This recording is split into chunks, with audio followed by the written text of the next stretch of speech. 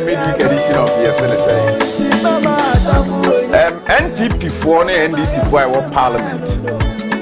One more the crata. Ghana for him. Now on the NPP for the crata come speaker Alban Bagwin say on members of parliament now or Mumbishi and Mumrashi Bijam. If the Juma P or Horn Moses or Moody at the board my two pong.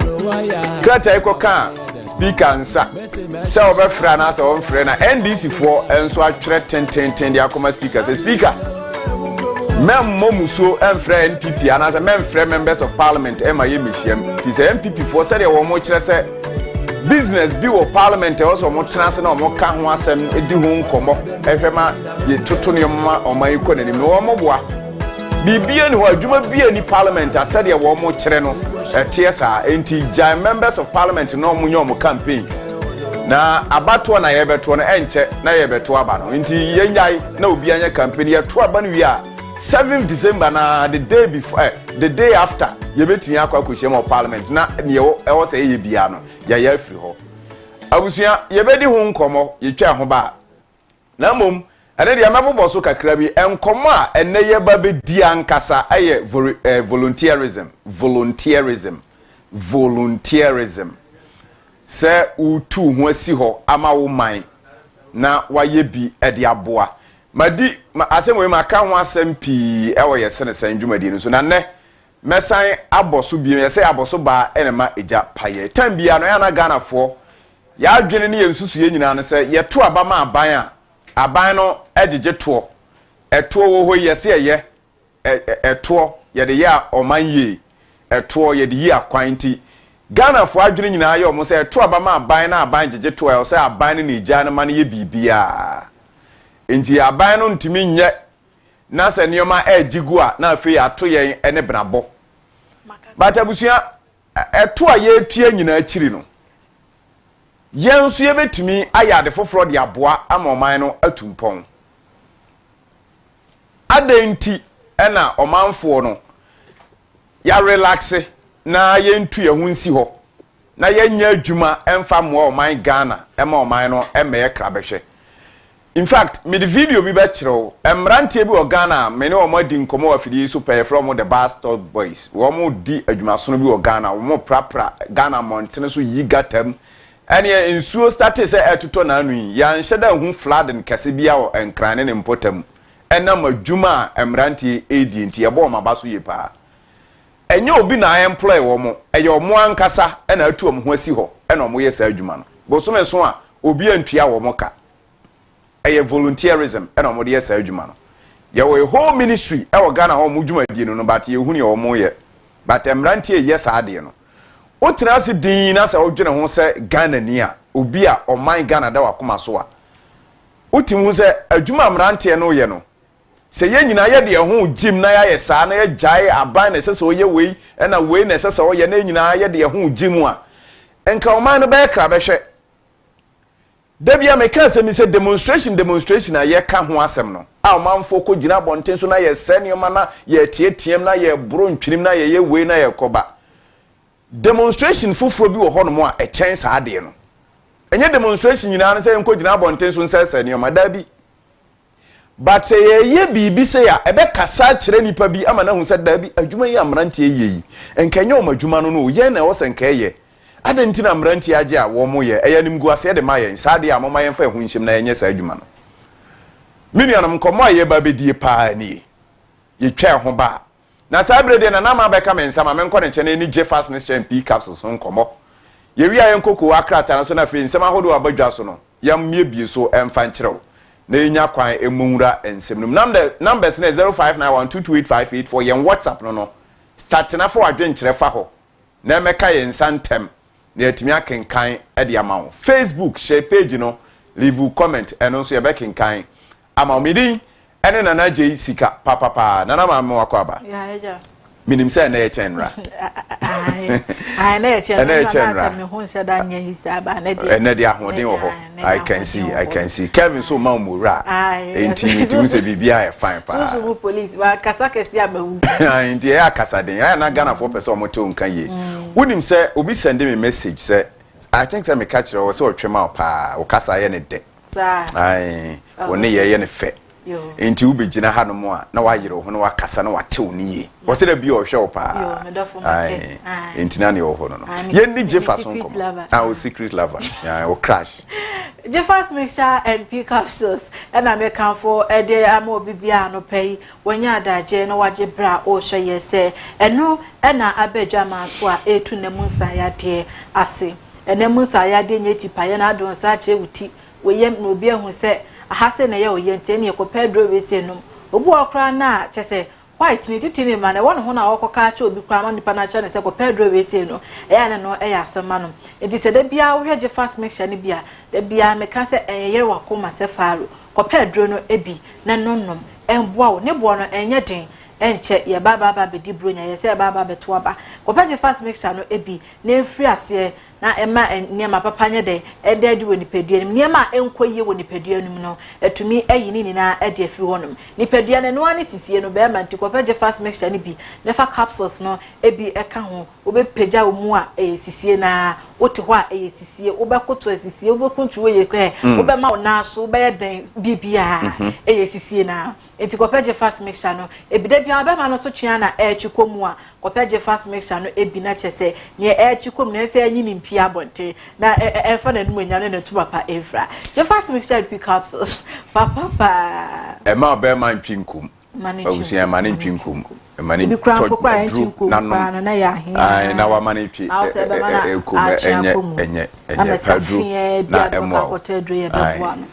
All right, now let's look at the front pages of the newspapers and then see the stories that are making headlines this morning. Now, the President of the Republic is making headline on the front page of the Daily Guide newspaper, and he says, Ghana will not burn, Nana assures, ahead of the general election. So those of you who feel intimidated because you think that something bad is going to happen in these elections, Nana says nothing is going to happen. We are going to experience free, fair, and then transparent elections, violent, free elections this December. And then is he ready for special voting December 2nd? That's also here making headline. Police says we will protect electoral officers. That is from Dr. George Akufu-Dampare, the IGP. And then Baumia shakes Malamata, and then Aboso Kai and Hebron. These are the stories making headlines on the front page of the Daily Guide newspaper this morning. If you get a copy, you have the details. I was for Brasso, I said, and Sandro Drano, Pewa Buano, no Cruce de Buco, Akratano Sono. Yes, we are the Emunse Mamma, ye Frasia, na ye the Daily Guide, and a Frasia. Na Posi Sahine, and Fonini, or her Dr. George Akufu-Dampare, and our Orches and Yakupon Yard, my engineer, Quaqua Cotoba, electoral officers, no Berhesa Monsosono, ye bet to me, Abom Hobine, and Tino Dianon, so Ababa Betuja. Electoral Commission, Eddie Abba Watches and Yakupon Yarduma, December, Boso Meneda, Etosum, you know, Pepe. Special voting, no Ghana for Kwakwa to high. No yes, and trough for ne security personnel, name for Binumwa, December 7th, no, Umu ain't to me, Yakwan to Abano, Umune Kwakoto, Sa Abano. Nana Adakwa, Ekufu, Ado, Edia Babu, and Tiawakasana, watch, said the Ghana for. Oh, Honoma, we see December 7th, the young trust many pari mamma do pay, and a betcha say a man at dear bend, and same baby, no. Watch us a Ghana for Moda Monta, and ya dear say December 7th in the BB, she, and Bessie, our honum, in Tinonana, Eddie, no, out to Jar watches, assume Gia Ghana, ye peno. Yes, I become. Now, Dr. Alhaji Mahamud Bawumiane to Franca, a day Ama NPP, Amanyuku, and Radan watches say Malamata, and Abuso Kayane, and Kronki Twebinua, Ekekahono, and I just say, Oko Honomoa, Oguswa, or Bo Apro. Daily Guide, Eddie Audebray, an opinion. All right, from Daily Guide to the Daily Graphic says all is set for special voting Monday. This is from EC chairperson. This is Jane Mensah. And then vote number 1 on December 7th. Dr. Mahmoud Bawumia tells electorate and Western Region chiefs appeal to John Dramani Mahama for development. Adan Traditional Council expresses concern over inaccurate media report. These are the stories making headlines on the front page of the Daily Graphic newspaper. I suggest you hold on for Nanama Yes, because Match me quantity. Yes. The daily graphic at the air to us. So Dr. Haji Mahamudu Baumiane to Franca, a day Ama NPP, Amanu couldn't watch. Let's say a brand so Namo Quaco to Abanua. Say a special voting, say December 7th now. One kai esse a show honum and Amubeto a day Aman letters and what a honoma or listening to know. Now what to a day Amano honum. Electoral Commission, the Bab on Tia watches in Yakopoya Duma, December 2nd, special voting, no album, and Yamani Acadia Bumube here Biano, Nini Nano, I redia, Umu Edebe Quaqua could did when I wanted my brose. It's Romudia, so about daily graphic at pay, whatever summer. All right, so we are done with the daily graphic. Now the Ghanaian publisher says FDA committed to food safety. This is from FDA CEO. And then Otunfo expresses gratitude to Akufo-Addo, says Ashanti has its fair share of development. But Ashanti has its fair share of development. This is Otunfo speaking. Hey. National Health Insurance Authority rules out free dialysis program December 1st. That's also here. And then this one says, vote Baumia for progress and development. Eslausu urges Ghanaians. Oh, Eslausu, but have you heard that your people are saying they are going to vote you out? Are you aware? Have you heard your people say they are going to vote you out because they haven't seen any development from you? And you are campaigning for Dr. Mahmoud Baumia instead of campaigning for yourself in your constituency. All right, so you was here in Tuaba Baumia, but if you force a few among Tuaba and Famano. And ADBMD pleased with North Shore Apparel Ghana project. These are the stories making headlines this morning on the front page of the Ghanaian Publisher newspaper. The Ghanaian publisher Eddie Air Twaso na pomudinsi achiba no mudi aba wo kyese Yakopon eya adomu a December bosomi ayekwa ko remunida edikan mo amokidi no ho atochimani na no momrane afa mototo afidie so eye free entinokrata no de mo ensem abreye maame esla owusu na yeso afo hwe nkitahudie ho semso ewo memu wo kyese Ghana mo pese mpuntu a mo peno monsa eka nipa obetimu de Ghana akwa kodru bo sha asase no so a ene eda no so na akwa koto aba na no apresse 1 na wo de ama Dr. Haji Mahamudu Bawumia etino de aba FDA enso e de aba wo kyese se ya nim se enche yakwa kodi bronya eduru ho no ma ko bibi ni oye Ghana ni niema no de spy na egu wonom no wo chugu no atete so fofofofofo na kyese enkrofo so twa na echugu mo kyese mamma no enhamo omu behwese enuane a yedie no ini na no mu ebebo ho ba na wo konkoto de enya de o manya ntume wedwa ma so ni na no omu betu ho anamo na wote kokko so asantimanru a otunfo osietutu akasa wo kyese adogaga ado show boy ado romantic ado competent ado yi akwan osi ade yo na nafa ba ko kame ho na na ado na so wakanina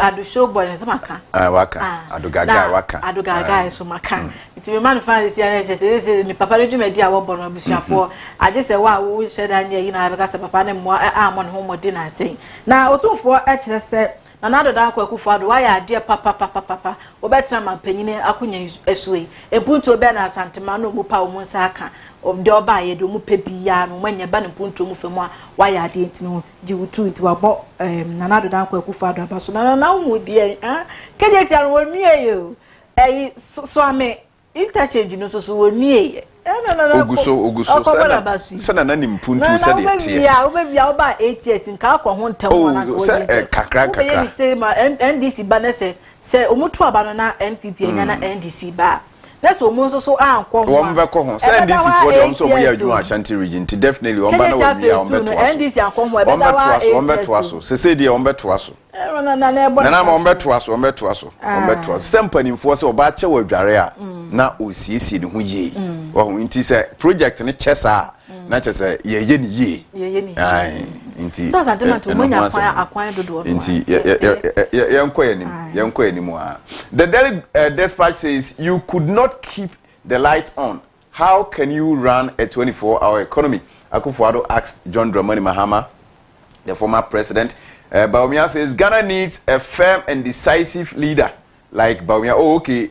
This is also coming from the president, Nana Dankwa Akufo-Addo. And then this one says, focus on PMMC, the state agency that puts Ghana gold on top of the world. These are the stories that are making headlines on the front page of the Daily Dispatch newspaper.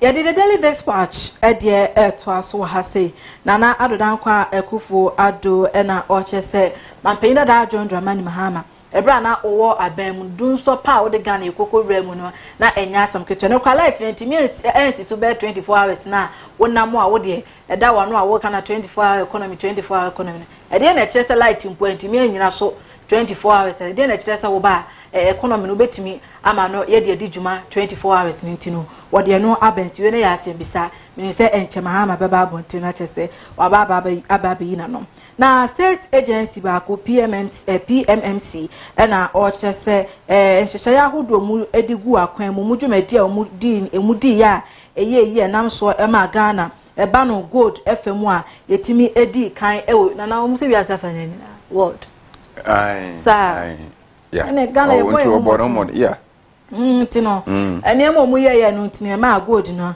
yetimi ebedi kan no Ghana omude ehonsem abreye wa na chese gold ni de bi kwa nkrofo ama so papa na dodo sen na yetimi a reserve eno ne problem no yeah na Dankwa Akufo-Addo chese enipa dumiesa omacho muti apiese mapenya konyo mpeso mutina so no waso obia career show obia mu dosi de sitie Dr. Alhaji Mahamudu Bawumia no na sefata Ghana fo to aba no fama no the Daily Dispatch.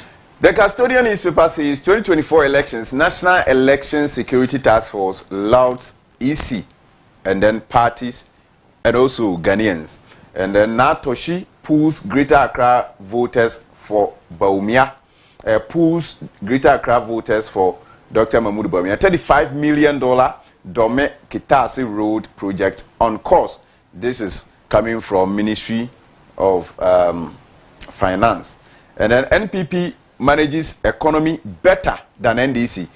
This is from Dr. Razak Kojopoku. And access to quality education, Tampuli presents teachers quarters and then classroom blocks to constituents. These are the stories making headlines this morning on the front page of the Custodian newspaper. If you get a copy, you have the details of all these stories. Election Security Task Force na order say EC and afin so amanyoku ahodo wo memu ne Ghana de hye ni nata omu abo omu abaso nti dwuma so omu de na so mabo omu abaso ne de omu ne nim tikrata no de aba na toshi e na order say enkampompirima ntem so osese bre no so na mokokoto aba na monkai Dr. Alhaji Mahamudu Bawumia wotu franka e de ama NPP amanyoku no na osan de aba wo hase a order say domin kitase ekwan no omu gusua omu ehye na omu ayentino sika ebe ko ho no $35 million a krata no de abaha Dr. Razak Kujo Opoku kire se eba ne se economy no yentoto ne emaye yenfa hyehye ye pa emu akwan mu a wosan NPP amanyoko no eho de a obia ni honom entino krata no de aba o kire se NPP ya de bom homoden echen NDC amanyoko no the Custodian and so they are the prayer. The Ghanaian Observer says Akufo-Addo commends Asanteman for the support. And then Vice President Bawumia louds Lands Commission. Bawumia commissions 1,072 homes at Pune. All right, yesterday we spoke about that. Let's secure our future by voting for Dr. Mahamudu for Bawumia in Carrier, Sir John tells constituents. So these are the people. Okay, these are the stories making headlines on the front page of the Ghanaian Observer newspaper. Yede the Ghanaian Observer twaso Nana Dankwa Akufo-Addo nano adana no ene asantema watche se asanteman wodamase papa wo se abrebia mota NPP amanyoko no chintin krata na de aba wa se Dr. Alhaji Mahamudu Bawumia ena o kire se Lands Commission wabo mu so abaso ene hwe mu office ya no mu twem no mu frɛ na akoko twem ntino ene so krata no de ho nsɛm abreye wo ha se na nkawe na nkawe de Sir John ena ono so kire se mo bese Ghana moto aba na yenya kandini a obetimi de o mana kodru ba bi esere fata Ghana for komba henha wo mu dia monkai Dr. Alhaji Mahamudu Bawumia na monto aba no fama no the Ghanaian Observer dia wo de breye all right abusia ebe gina Ghanaian Observer ko akrata no so na fe de ko akrata mu pensem no nyina asi na yakwa konom Jeffers mixture ene P capsules na yenom Jeffers mixture ene P capsules wi ananama yebeba na fe yeba bedi nkomo na me say ayi parliament di enka ma me de ma mo eno ntina maba wo ho no enti parliament di no kan ye opese o kana fe yenko wo say dom kuma no NDC for still na omo fomu so mu na ye dom dodo krata no de koma speaker no omo che so mu na ye dom dodo na me bisa say enti no saadwe na Supreme Court akasa na omo se chinchina chia ba bi omo gina no say BBC obenga say BBC no mu ko Supreme Court na court no atemo ne bana say ekoma wo mu a omo pese obi nso engine tum say the court no kan ya na ye fa ni die ma court no say the okasa ye na akọ a favor wo mu no ana the tosu mienu na na shebedwafo a omu ewo Ghana ha say wo ye Ghana ni na wo to aba ma ne ye yi akoto ti a wo mu kire say sa parliament here wo hono na omudwumadi omudie ne ense pata enye fe enso ani enya akono ye hu de omudie ususu se omadi Ghana fo abro na omadi Ghana fo abro de me yakra ne se na omutifie ye tua omuka ena mo asada fa kwa ekwati kwa bi so na mo de ye mo campaign o bra wo se ka mo be ko parliament a mo be kwa akodi dwuma wo hono mesese mo yifi hono ena na ye se de nkati ase aka 2 weeks penny akwa akoto abenti ma NDC fo no enko NPP atena hono mo 8 years omo ntimi anye do be ya 2 weeks pe no mo de kwa akwede na sa 4 years na mahama so de ba no obetran so 6 years wantimi afa anye hwe 4 years no so ba wo de ba be yede abusia we your questioner na na ma ebisa si edu nkatia na NDC fo nyina enti probably bia mo wano ye bi e de ma no me de ename nkasa pi sa MPC no nsem no ho because maka bebre and then hear me volunteerism no but I'll just read memoir NDC for no de bae no e de akire na wati emu nsem me wi na me ato ho na me kọ me issue no so ankasa me din na AGYEI sika papa na manya me wa watene kan na wa hiti bruta me ma onye program na me ya e twa ko ya ko nom je fasa basisi ya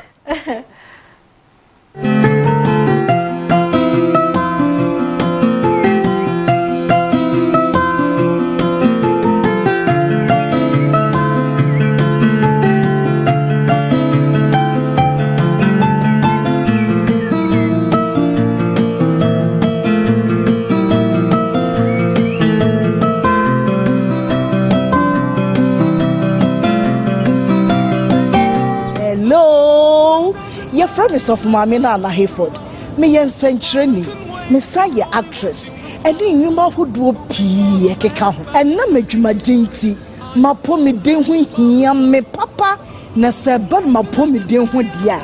And one Jeffers mixture. Bonje. Jeffers mixture nti me ti me gina pabo atenten so. Just say Jeffers mama your best mu ankasa. Me nya be ma. Ebema wo so wa ye be mama pa. Senti a meji Jeffers Mr. Tumpreko pene say eduro no ho te ye de afa abefu nimdie kwan so eni fidie won suom e na ye ne frinchem kroje ye no nti ma ye resade enu wane Jeffers mixture na momitie enye ma penfo oba a o ma akwala no fo ana akwala onyanya emfie dumienu FDA ahwehwe sa edwadie nkrato yi mu agye atum se eye Jeffers mixture pa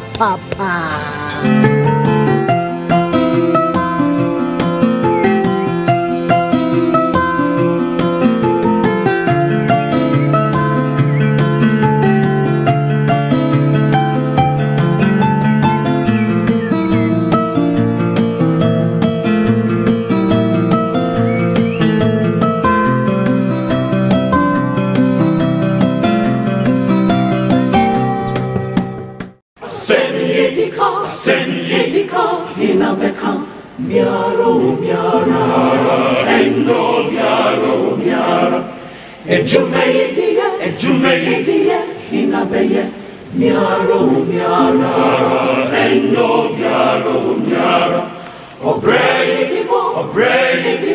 inabebo miaro endo miaro asemi besini femo miaro asemi besini miaro asemi besini miaro inabebo Ejumeye besini inabebo obrey besini miaro Asemi besini faywa miara. Asemi miara. Asemi besini kuna beya. Inabebo. Oblai besini kuna miara. Miara. Enyo miara.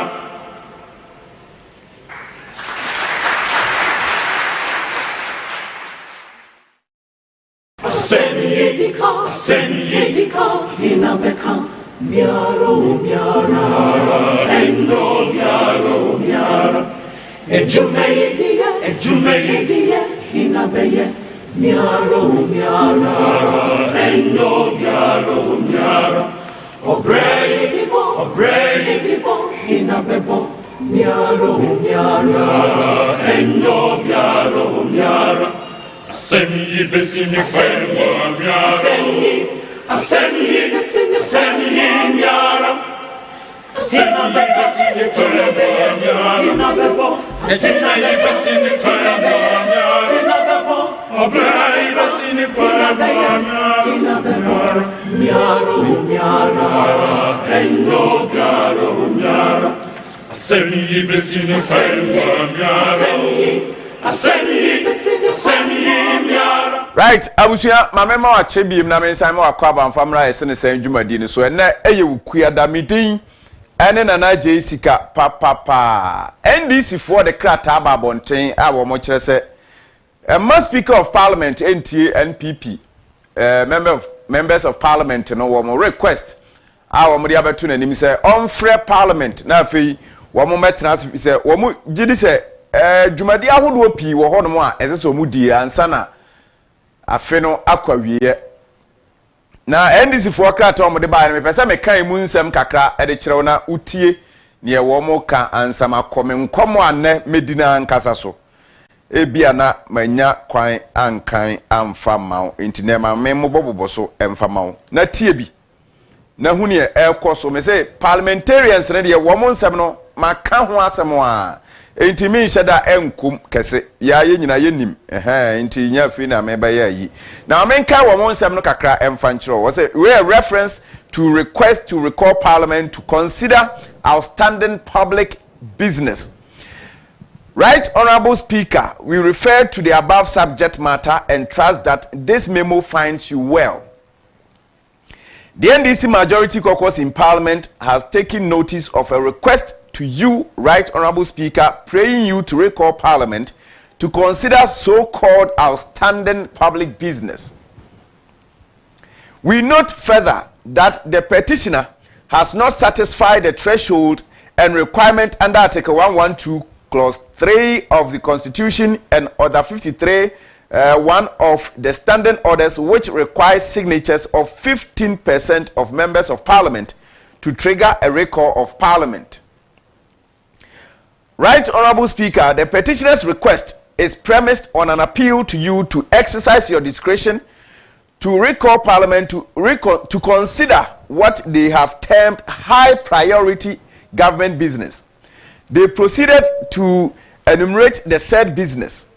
Respectfully, Mr. Speaker, we wish to submit that based on the petitioner's own request, you are not obliged to recall Parliament. Further, the petitioner has not demonstrated that there is any emergency nor urgent government business to warrant a recall of Parliament with barely 11 days to the crucial 2024 general elections. Enti NDC for chere say eni kwanse speaker etie NPP for wo request no fi say wo susu say sadia wo chere say there's an urgent government business e also wo kodi o parliament no kura bia enim sa enti ma speaker entie na wo petition o de command speaker no request no de command speaker no wo mantimi amiti requirement, you know, because also we have 15% of the members according to woman share that parliament constitution articles say woman anti meet that criteria 15% of members and so be sign woman to meet is a request as sorry criteria no enti speaker embo request ne emfanto babi fanshe carpet ase babi kura na womo entwa so enyo madwuma na womo to us was having had a distinguished parliamentary career spanning over 3 decades. Right Honorable Speaker, you are very familiar with the demands and rigors of parliamentary elections. As we speak, members of parliament from both sides are in their constituencies having critical engagement with the electorate ahead of the December 7th elections. This election is not only a destiny-defining election for Ghana, but a career-defining one for many members of parliament. Right Honorable Speaker, the petitioner has proposed Thursday 28th November and Friday 29th November 2024 as the dates for this ill-fated and ill-timed recall. Should this request be granted, not only will members of parliament be required to truncate their important engagements with the electorate, but members will have to contend with logistical and other challenges to commute over long distances, difficult and hard to reach constituencies to Accra. Mr. Speaker, this proposed 2-day sitting, if acceded to, will mean that members will have less than 1 week to conclude their campaigns, train their polling agents, and make key logistical and other election day arrangements. This will disadvantage many members of parliament, and such a situation is most unfair. Mr. Speaker will recall that this is the 4th time in 2024 alone that the NPP Parliamentary Caucus is requesting an urgent recall of Parliament. It is also noteworthy that at each of the previous urgent meetings, many of the businesses listed in the instant petition were stated as so-called urgent government business, but in the end, they were abandoned. During a similar recall as recent as Thursday, 7th November 2024, the NPP Parliamentary Caucus, which requested the recall, abandoned the parliamentary chamber and failed to show up to transact government business. It is on record that the NPP Parliamentary Caucus failed to mobilize up to 30 members of parliament on their side to transact business on the floor. This was the reason why they failed to show up in the chamber. And in the end, Mr. Speaker was compelled to adjourn the House indefinitely. Now, in view of the foregoing, it is our considered position that there is no urgent government business currently before the House to warrant an urgent recall. This current parliament continues until the midnight of 6th January 2025. Parliament can therefore reconvene immediately after the December 7th general elections to undertake the businesses that have been outlined. In less than 2 weeks, Ghanaians will be going to the polls to elect a president and members of parliament. Both the electorate and those running for office must be accorded these few remaining days to engage meaningfully so that the people of Ghana can make an informed choice. Right, Honorable Speaker, this recall that is being requested is ill-timed and will constitute a needless drain on the Ghanaian taxpayer. We therefore respectfully urge you to reject this call in the national interest. Again, with barely 11 days to the elections, a recall of the House at this time will only fuel the unresolved stalemate that has prevailed in recent times. We must avoid anything that has the potential to disturb the peace of our country and stability of our democracy. Rather, let us prioritize the conduct of credible, peaceful, free, and fair elections at this stage. I therefore suggest a leadership meeting after the elections to resolve the stalemate and to agree on a suitable date to recall the House to consider any outstanding government business. Please accept, Right Honorable Speaker, assurances of our highest esteem.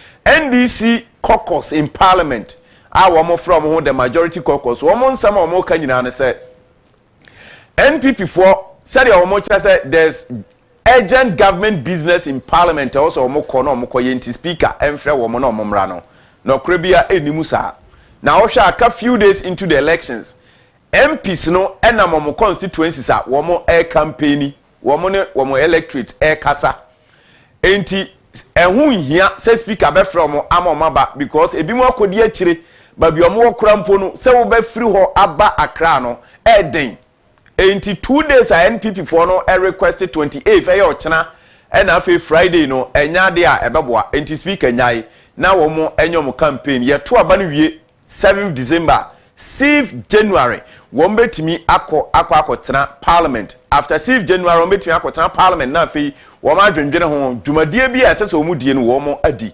afi de wo ho ne se ena me no wo kasai on se NDC for no from majority caucus wo mo ka se 7th November NPP for SE speaker amane free members of parliament ni so wo mo mra na dwuma titire bi wo ho sese wo mu die ebra wo mo kwa na wo manya members ne 30 mpo e wo parliament na no kura mpo no wo mo san sorry PA because na mentime ho ase bi ekoso e wo parliament wo no mo a said wo mo ka sa adwuma titire bi wo ho no sa adwuma titire no wo antimi amaso enti wo mo hu hia say speaker be frɛ wo mo so wo mra because the speaker from mo a ebesia correct say Canadian no dada no a ebebo Ghana for ka the taxpayer ebebo mo ka kwa enti e ma speaker emfrɛ na mum wo munja na ye to aba no wie ye to aba no wie na speaker frɛ leadership e wo parliament ho no ma tena se no ma siesie o muntam na afi wo ma pe date bi a eye appropriate eye suitable na afi wo mo ahye sa date na afi wo mo hyiam na dwumadie bi ese so mu die no wo mo di nti se si ade ehun hia se speaker e be frɛ na members of parliament na san akwa hyiam wo mo kwa emfaso bi a ema so because NDC for the position o ma fa ne say wo mo ye majority in parliament enti according to amon nsama o mo ka e wo kratai mu no ruling na Supreme Court de baye no enya de say NDC for de be ya adwuma wo mo kosesiye ya basabasa no be sen asori biem enti they cannot transact any business in parliament enti ehun hia say speaker e be frɛ enti krata na mabɔ ne tofa e de ama wo no wunya bia kenkanmu na tie emu nsɛm na hu ne ewo mu nyinaa me de ato anim awie na ma me nkɔ me issue no so me nkɔ mo anam fese me ne wudi ankasa ya to aba afi nso ye ba beto aba na ne nyinaa ne se ye yi mpanimfo ebebo ama Ghana atumpon okɔ wiase afa na nyinaa obi ato aba gise o man aye nto aba e wo so na mom wiase afa na nyinaa yi leader ebeba bedi omanim ama wo mo aye ntoto ye pa na afei sa ntoto ye no aboa ama o man no atumi akɔ nanim o man Ghana December ye kwa akoto aba saa na yi mpanimfo o hwe mpanimfo ye yi wo mo a obi a wona dwuma a odie e wo man num so o man num be ebe fe be kra be hwe na so ye kame ye se o man num puntuo no o man nkyekire no hwehwehwehwe baabi asa sabi mpradua san koto nan no ohun ekeka bom saa na ade ba ko a Ghana fo ade enya pa eye tu ho ache se ye tu ye ho asi ho ama o man Ghana se upon sikatua ye tua ema mpanimfo a ye yi wo mo ema ombedi anim taxes ahodo a wo mo gye yen se wo mo de bayan hyehyeye ama o man atumpon no saa taxes ni nyina ye tua no akiri no se ye de ye ho be si ho se man o man ba pa na ye ya afamu de kakra bi e de aboa ama o man na tumpon no da bi yenye ye se da bi saa nkrofo no ya to aba yi o mo etua taxes ma o mo na ese so mo ye enti ote honom na se ni fie nim afu ni gata eda ni fie nim atwoki kurampo a onyi o twen se aban ene ne mpani ne nkrofo a wapa wo mo ebeba betu na emu ada ho enti so no be sore atu ne ho asi wa yi gata no mu no obetena ho amansu ato ayiri aba betwia fa ne so ode ne mane na busua so ewufie ho Ghana ni pene saa tu ho ache afri Ghana fo mu volunteerism ewu afri Ghana fo ye di enem because yesusu say empanifo na ese so mo ye bibia ministries no na institutions na o so mo ye fi se ye tua sika de ma wo mo eye no kora e wo se nko mo ye de nanso abusua wo mo nya no ye ntena se e ma sa hawa abede o man mu no enku yan na dabi ye ntumi ntena se nhwe enka se obi adwumani wanye entimi nye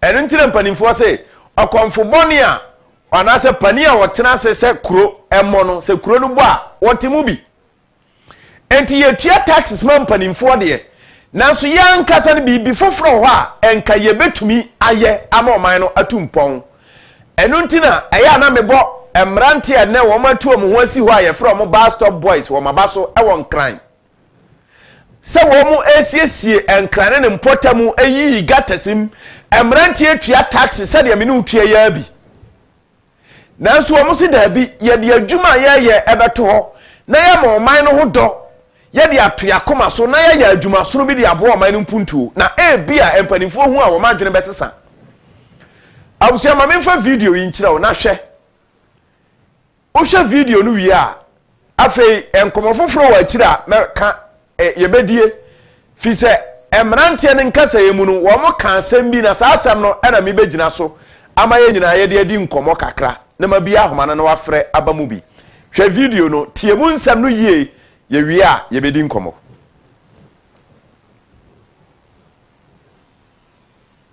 na osen o se odo ne man na ne mindset put nothing but his country first enunti omo beach ene twemu wahwe pictures here display a beach one very clean and serene.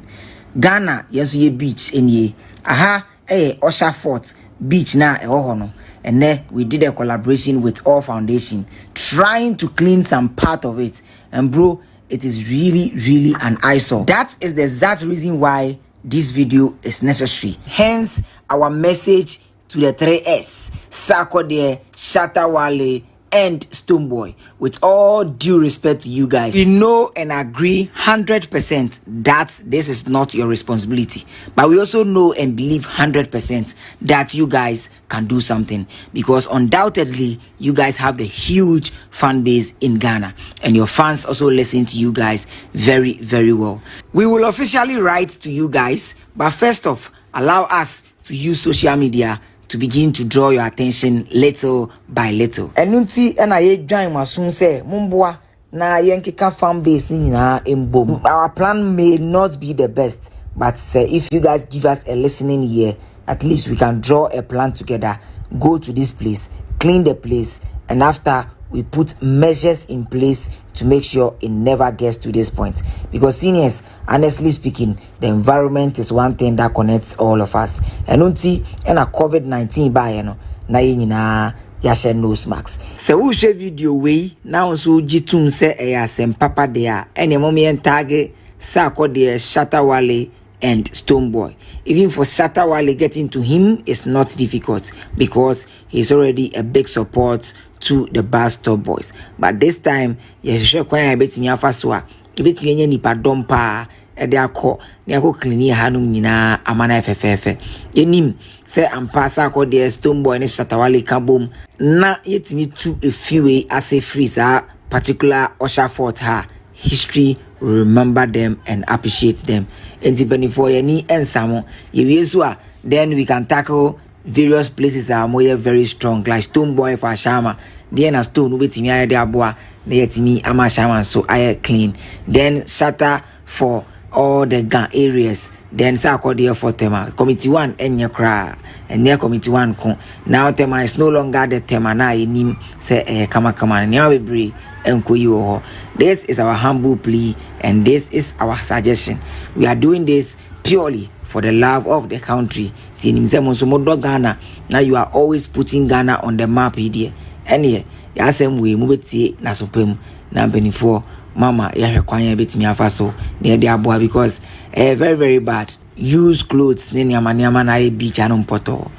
Video na sha senso no beach na bi ne ba but sa beach no FFF adenti enipa na ete ho no ete ase na omodo omman yen so yenye odo emaye man nti wa hwes ya clean ya ha nyina awie na ya beach setup na background ya wo hwe ewo mu a nana obetena ha na enjoy and our beach na say clean say you definitely enjoy it. One of the reason why we continuously tell you say mummy nya say adwen na yenko for reusable plastics.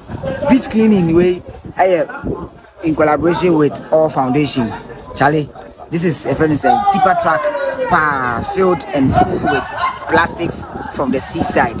Beach cleaning, wow, it is just crazy and it is just unthinkable. This is the reason why it's here. See how many Jamestown and fisherman for the they fish plastics instead of fishes, and this is just one out of 1 million places that baller say oh you're not seeing plastics, clothing and all of those inclusive. So we need as a people to begin to understand that this mess, we are hurting ourselves and we are hurting our future. So as a parent, if you love your child so much, the best thing you can leave for your child, the most sustainable thing you can ever do for your child is to leave your child with a clean and green environment. When the environment is clean and serene, I tell you honestly, we are pack a crap. They also get something to survive. So guys, it's crazy, man. It's crazy, man.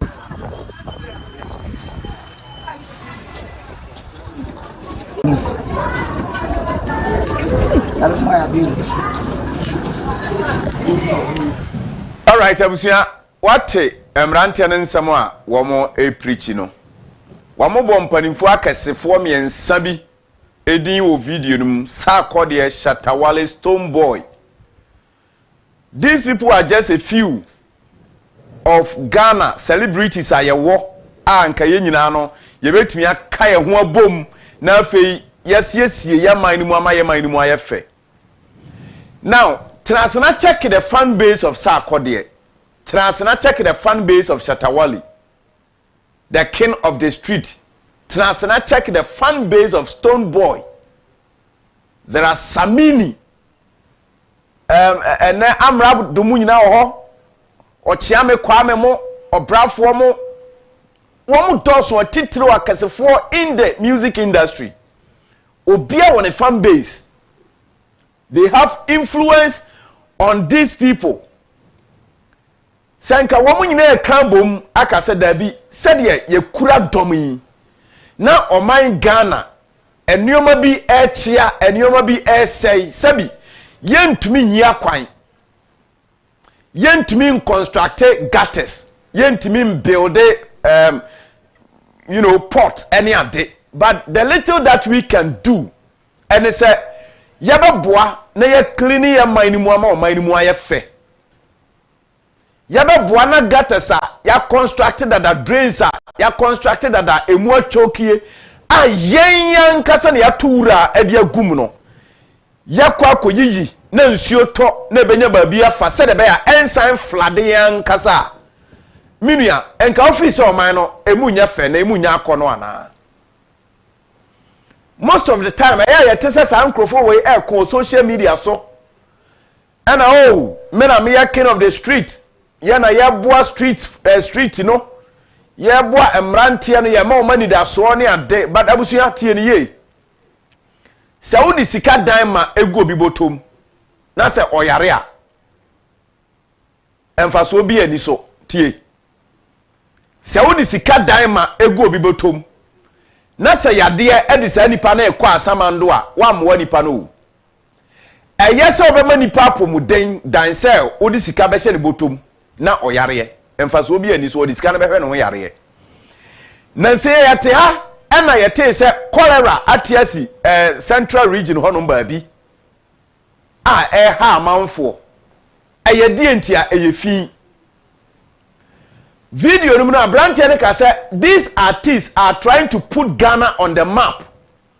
Ye boy ho modern say wiase nyina ebete yenka say o man Ghana so ye wo hobi na o man Ghana a place say wo pe baabi asumdue wo a obetimi atena eye Ghana for ni kire Ghana now so ye wura fi say o man no ye bo ho dawuro no enioma bi wo man mu a entwaye I am crofo who tell man who for need chiro mo no wo ba o mbase akọ wa bra mo mabiem entinka ye boy hu da wura kire wiase no na efi no e wo man mu no so ye boa atu ase entimi se e wom se eye enkrofo bi edwumadie ne se nkombedie ombehwe amaya siesie enokre ye tua taxes ma wo mo enokre ye gitum but yen so na ye kosa abia ho ekogi ani hwebi chisa yen na ye ko ho ekogi ani yen kro no na yase atu fi ade agu ho enti se ya ye ko na ekosesa ya na ebeboa yen anameboa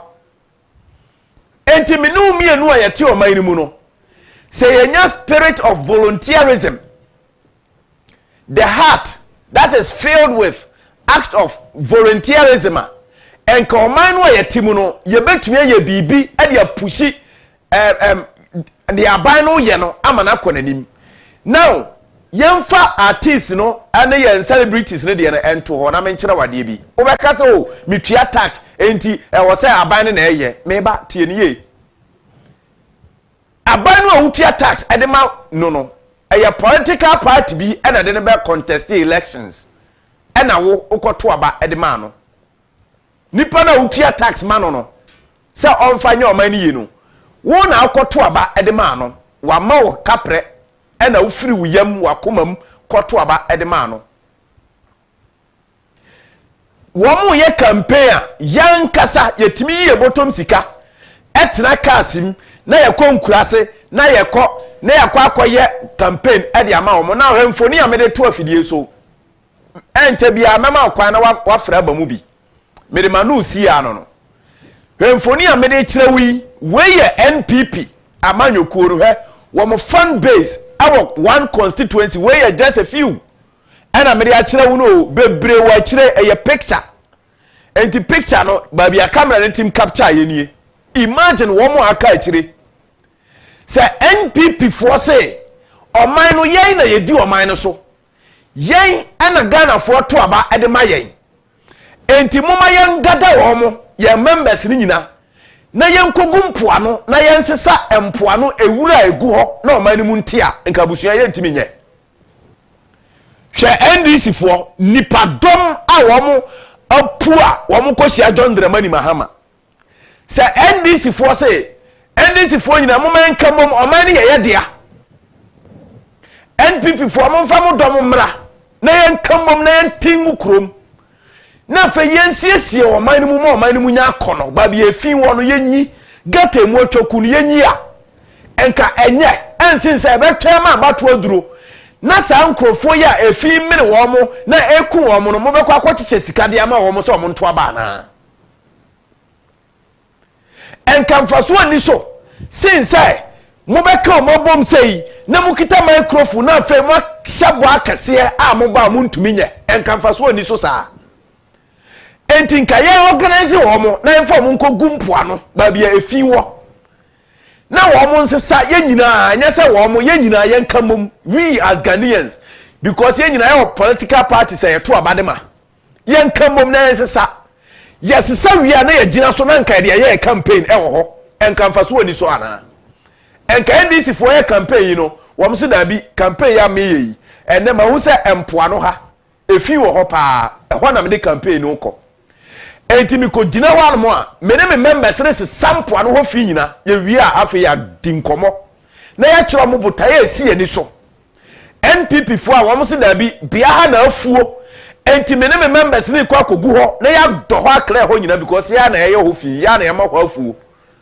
ye wi a na afi ya ye campaign ne ye de message ama wo mo ye be firi ho no na ensachira ya ba ho but ye be bo wo nyina no akogu ba bi na ya campaign ye wi a na ya se agya efi a ye gu ho ene ye flyers a ye de aba ho posters a de aba ho pie water be nom ne efi poto na jagu na ekọ na ho asen ya tan abusua moma yesesa ya adwene na ye hu kwan ye be fa so a oman no etim ye be firi akoma mu aye neoma bi a aside taxes a ye tua no ye betumi de apushi oman no nkanko ene oman ni yedie na oman mu artificial oman Ghana di ye a ena ye nso ye bedi ye a word to a wise is enough midin ene na AGYEI sika papa no nwoche anya aboma mema akwan na afrebrem na afi ye ni nkomo wait me send you message e dey for 0591228584 no so e WhatsApp e bia ofre ba na wunyam nwura send no WhatsApp fa 8584 no so na ye ni nkomo ma memfa me first caller. Hello, good morning. Good morning, Nana Jessica. Me pacho mini e frozen na akasa free hin. Ye from Pajaro be free La Paz. Pajero yenti o free La Paz. Nana de me da wase no pay. I mean we can chairman coming MP na na madu question maji o kai ko enough. Na Nana Jessica ma wakane de da kwa mu papa. Gan for ye se ye suban. Na ye di nsema wo kan chi a me di so man be ko yi ama ye ankasa. Iti medical da Shatawale ni Stonebwoy. And Kaifu Nasi. What do you want? I have to use Magana and Fukonin. Then I do not man of the and Naku shall be. All right, yes, sir, as a pa. Pajero saw from us. So, hello, good morning. Hello, good morning, Nana. Mini Padina Pumba Code. Papa. You're telling me, I see you want to pay. Giving to me the meeting. All right. My norm, Yani Edia. Meaning, say, your friend say, Munim Pako from your interior room. Or mine, Edia. That's what I'm doing, you know, my engine. Yes, I've been new. Then I wouldn't say, me, for instance, I'm also doing my underground job because, the report sanction. You could the poor and I'm a busa, friends, and I'm a tired and I'm busa, and I'll confirm you crusade. Omoba Hatabe, also Omoba Wednesday, and then next Thursday. I'm a call and I'm going canino. And I'm so penny. Na move where Jumao. Now, but you're from the top of the side, Juma, we say, I will hear for. Oh, sir, now deal with opening a deal with you, not to me, I'm saying, I have one at the mouth, or see if you're. And I'm saying, no. If you're a move, so what to walk, I found a few home. I will go a store session into a honey are buying there. Now, even the noise now more in the crown, also the machine that check it. The level of noise now how I move it here to. And it's a motion, now when you permit it, yeah, Muya Jumani. Oh, open new Mulia, can I am some major Bible. Oh, now, didn't decide the about office, not in the show, Mamma office. Just do the right thing. When say, and I'm so only permit for that, you know, meaning to normally 3 days at Juma. I get Friday, moving so many. Wow. Make for Madame for Henry. I'm a son. Chargeable speaker, yes, open day. But the collection boys, so the collection say, oh, you now what they do. Also, and I'm so would of the fear or any now, who know what so baby, you say, or say, Annie. I want to be John the cheating and cook, fear my could be 8 or so, or almost so, or ma. I want to be floor here. Oh, here there's one carrying chairman. I'm suffering. What the who can't talk. We'll catch the permit to move it to town. I have a place for the chooses. Yeah, the man is down in Roma. All right. Opening Obia and Sobo Kaka, no year, Jumano. Now make check a driver for almost a misbehavior, almost a friend, almost abuse to the law. I was, yeah, me no police, but me almost. Because me who say be I don't know say that is true. Now say that traffic be actually on me and I'm saying me wow when I control traffic in the car. Opening me say this is your palm phone you. I around hey I can crank it to her. I around some answer say I been a man ya bebre. O man be but ya bebre. Opening my men was a pa. So from us you mean shall be. Hello, good morning. Hello, good morning. Nana Jay Papa Junior Alan Cash, a radio dome who ye papa. Yami saying I'm Pampama, Honorable Boniface, Honorable Abubakar Sadiq. Now, my son and Pasama, Dachi future president, Dr. Stephen Apiade Donko, Papa, where there. A radio dome who ye pa. You say I'm Pampama, none of them, Namidin, Yamin Shah, so the Amami Flip Walker, so old barrier. Now, Osha and somehow, what they have to do, and a Yanum, and Yanum, a stone boy, Shatawale, and a blank Yabakula or Kaun. Uma, as my power, my bono, any your born or campaign for the MPP NDC. Any Yania, yes, support of a fanto, Chief Alan Production Martin, media Sanya Marina, a better improvement in Kankwa, yes, the amount of my gun improvement. It is paying for it. This is the time I was there. You can catch you almost message. And Ghana, Ghana, come for Ghana, Mpimpu. That's a banner, and nothing yet, no mobilize. At the kind of home, yes, Nicosia, yes, you pro, but we are 1 year, here they come back, and nobody of you of the power leadership now. All right.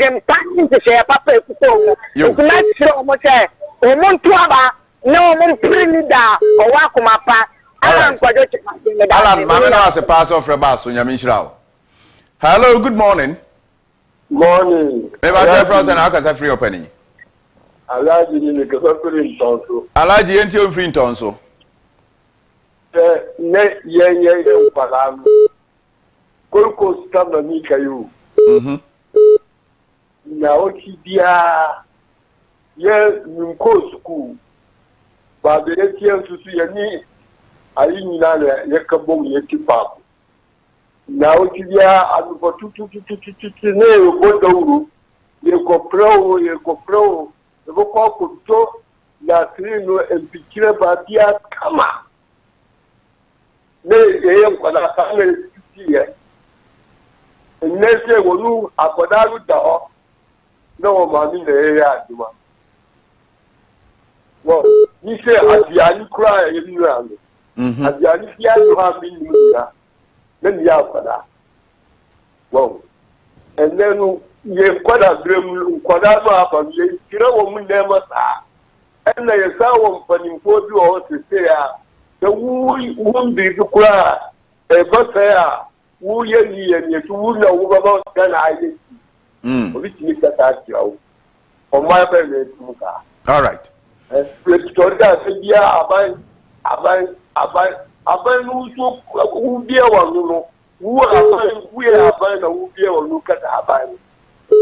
Alaji, Mameno has a pass off Rebasso. Hello, good morning. The offer say when you're not in and council power offer. Never don't go here. I already have the Mahon pa.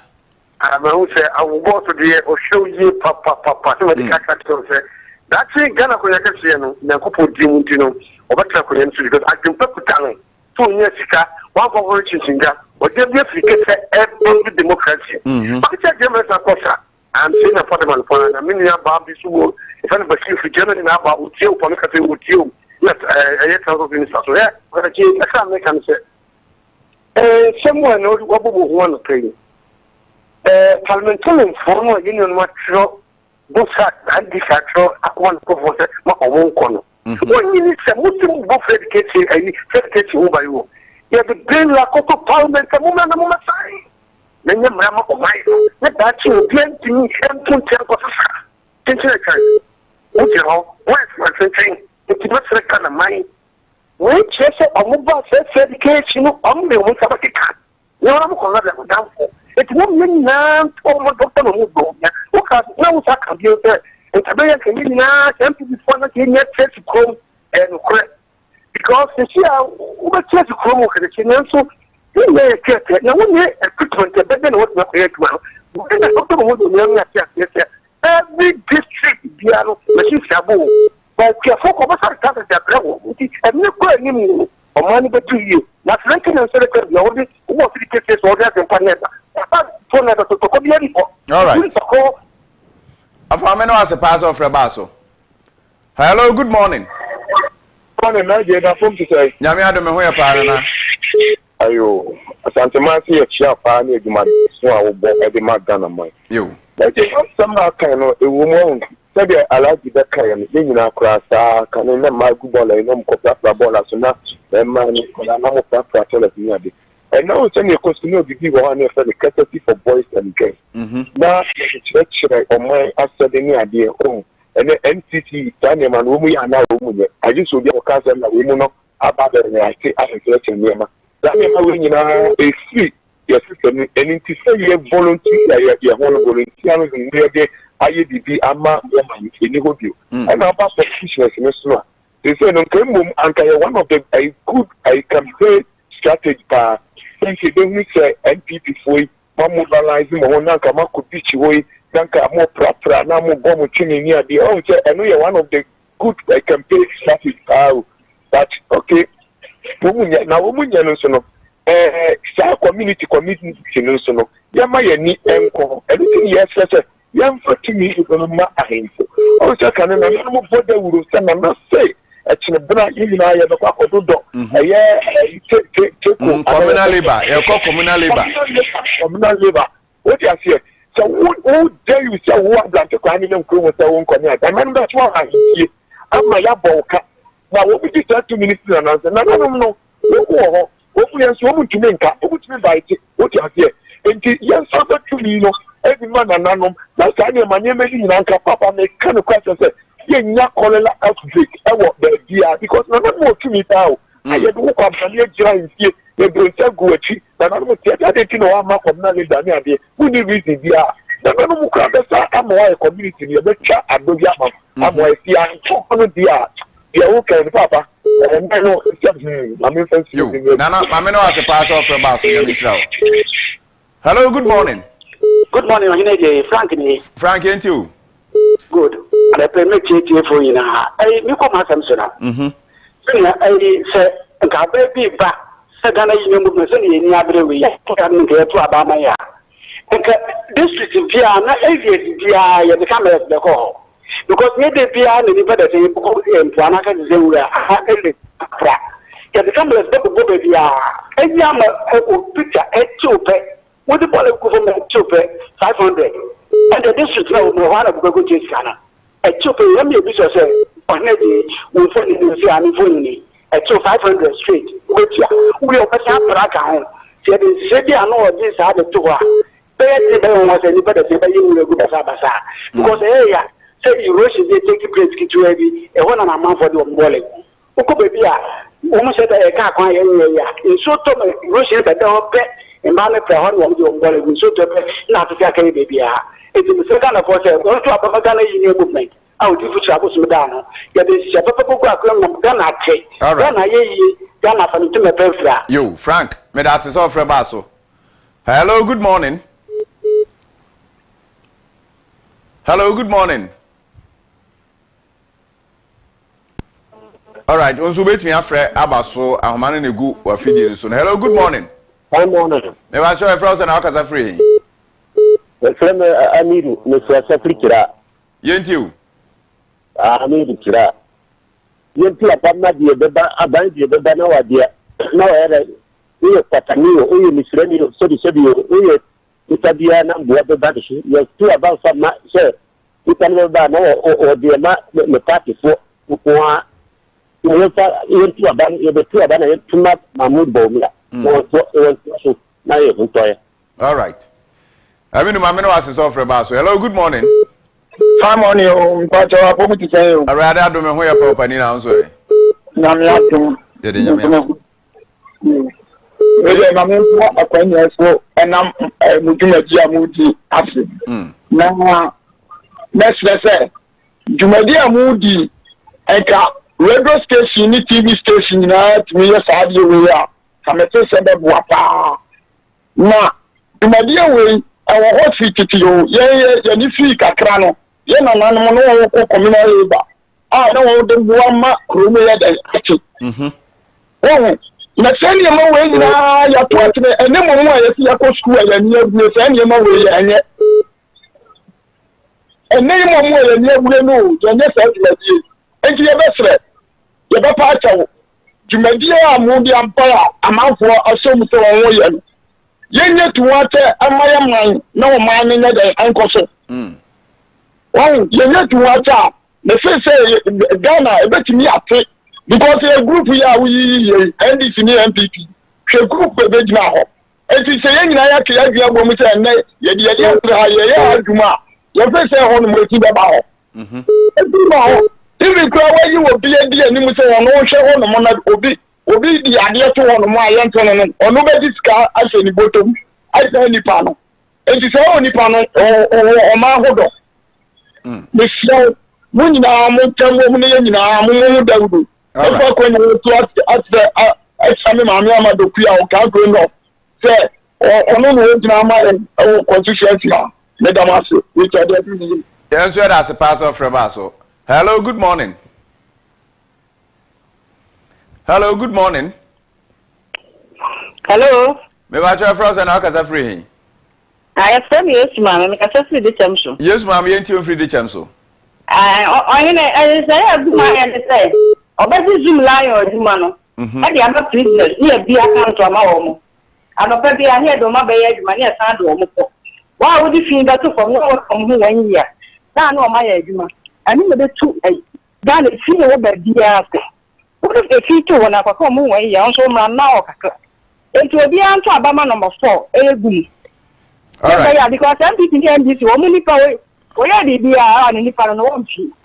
Enti yesra MPP and NDC be enyo mu fish. Yo. Yen fa gumula me that. Yes ma'am, me that say. Self from Baso. Hello, good morning. Good morning, Mini Abema. School girl. Papa. Apumboko. Me patron nyame adom patron na oswe. Ye de nyame ase na dia brewa ye puma kwan mu. Aw, na nsend ye. Ba ye de nyame ase so. Kafra. Nyame plamo pa. Ye ntiu. Yo. Anope me bo wa baso. Na maswa bo me honorable Michael Chibes ya baso papa beduma New Driving South. New Driving North so the Joe then coming. Ono so adwuma a oye no mebra na akopon som Samuel kupiti phone na ya tiao na machia Dr. Alhaji Mahmudu Bawo ya sala number 1 we dey ko uni mebra efi na o kana ya sam na Samuel o kana no wachi ya ade sisi die maya die ya be ye te adwuma no efi by this time you are about to honor the so your bonfire. No be ni ababia no. Eduma na fi start here. Sanya ya bodom pem no. Ya be yes eduma na ebe boa Ghana. Na Ghana akonani. Na chia me communication director Choboi. Ya me ne monye eduma na. School girl. Yeah, that's a pastor of Rebaso. Hello, good morning. Hello, good morning. Hello, good morning. Me ba try frozen na kasa free. About your 29th year Mohammed me kasa free takwa. Mohammed yenti free takwa. Aye. Mohammed yenti o. E pacho si wa sam na ye ka afiri amafo fra. We si tuma we usumi wa so si wa sam na ye ni na ye ka.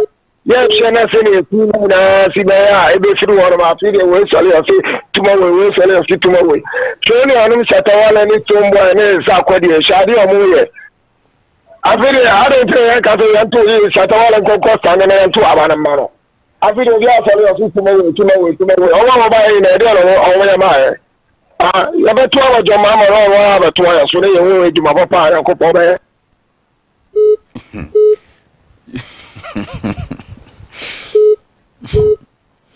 Hello, good morning. Hello, good morning. Hello, good morning. Oh. Hello. Good morning. Morning. Me ba try frozen na kasa free. Nana James ke papa Christian your person. Ya o yenti o. Nana James uni bibi. Sir, weekend pa wa ko school kakra. Na tumi edidi no two we go abonten a. Aya, shenipa di wu obi a oye se adwuma na. O hwe no wa no o se na agyimu ka no. Aya se agone edi e na ha o se wa ye wura wo so what you start no one is say what them what plan fine now two we go abonten say that the president and na they be on the tibola na president oba so be tibola it make sense in the Americans obi bia o to bola to system the mutie you so we any about the bola to go system we kwasia what this attempts are there annual taxing and the yes so me pa chow my men phone you. Hello, good morning. Good morning. Me ba chow from and akasa free. Your friend Aziz Costa in Casafrita Nation Market. What are my into you? The according the about one Yentuma Shatawali. Why? Nasa Shatawali one candidate no. Mamenfa we were. Hello, good morning. Good morning, in your opinion. All right, ona uchato within baby akasa free. With us, I don't for now to file a one children. Oh, how would you file an apple boko there? Boko. How would you file a fee? May charge fast. Brunya imu. May charge fast, but more than so be nabi. My into one of pay. And no, Cassia, and two come my with be our son can occur. Then my Ghana, economy, Pavo, come below to my phone now. Let me say Ghana for. Mo from who don't give us. The give us a draw abase eba on my Ghana. Only give us a draw abemo one day. Into your property for the debia me just me can say a coupon and share papano and to papano come and then come taking and for my because papano more Ghana for when we want to get the coupon shop. Me me say you for such a bit trust me. Make us for buy I just teach myself. No, I said you at all right. How do you follow me as a pass off Rebasso? I was yamming the course in I see Ewaha. Now, my own so be Bisame, Command Uncle was a minute teachman of MP, AD. Pa Enra Mekase and minute teachman of MP, Elizabeth of Soja Bedin Como, Fiananso, and the communication team no Emma Minyan and Tia later. Enra said. Enyade ya obetumi aba fisenne bibi aba beda hon mo a also attend to emergency entina mantumi ene no ani nkomo nti momfa nche yen se ne yentimi eni ani nkomo wa bra no amehye mobo na waka che yen se so attend wie na bibia ye kama brepam ye besan enyana ne ne di nkomo ha enti eno ho asem no ma menka o message sa aba no na afi ye nhwe sorry jumadi no so Gabriel Kwabena Jamfi I say, hi, good morning. I'm the person of, we say, I'm the person of Anaba Inusa from Boko, watching you live. Nana, in fact, you are doing a great job. I just want to thank you and Nanama for your hard work. God bless you. Inusa, yansu yada sepa, se anopai, obo yabasu nyamishirao. No, onyoke say, good morning, Nana Agyeei. Please, I want to ask if the Galamsey activities is over. Because it is alleged that the